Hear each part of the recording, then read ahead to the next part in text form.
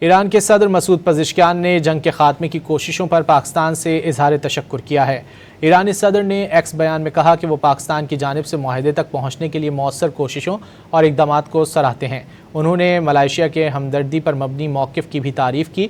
کہا کہ ملائیشیا اور پاکستان کے وزراء اعظم سے گفتگو کے دوران انہوں نے ایران کے سفارتکاری سے وابستگی پر زور دیا۔ انہوں نے مزید کہا کہ ایران کی پالیسی یہ ہے کہ مسلم اور ہمسایہ ممالک کے ساتھ ہر شعبے میں تعاون کو فروغ دیا جائے۔ اس سے پہلے ایک بیان میں ایرانی صدر مسعود پزشکیان نے پھر واضح کیا کہ ایران ایٹمی ہتھیار بنانے کا ارادہ نہیں رکھتا، باوقار انداز میں سفارتکاری کے عمل میں شریک ہیں۔ انہوں نے کہا کہ دنیا کی سب سے مضبوط طاقت کے سامنے ڈٹ کر کھڑے ہونے کی مشکلات کا علم ہونا چاہیے۔ یہ نہیں ہو سکتا کہ لڑیں بھی اور یہ بھی سمجھیں کہ لڑائی کے بعد سب کچھ پہلے جیسا ہوگا۔ انہوں نے باور کرایا کہ خطے میں عدم استحکام کا ذمہ دار اسرائیل ہے۔ ایران کے صدر مسعود پزشکیان نے جنگ کے خاتمے کی کوششوں پر پاکستان سے اظہار تشکر کیا ہے۔ ایرانی صدر نے ایکس بیان میں کہا کہ وہ پاکستان کی جانب سے معاہدے تک پہنچنے کے لیے مؤثر کوششوں اور اقدامات کو سراہتے ہیں۔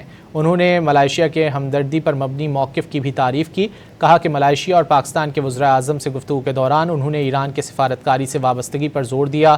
انہوں نے مزید کہا کہ ایران کی پالیسی یہ ہے کہ مسلم اور ہمسایہ ممالک کے ساتھ ہر شعبے میں تعاون کو فروغ دیا جائے۔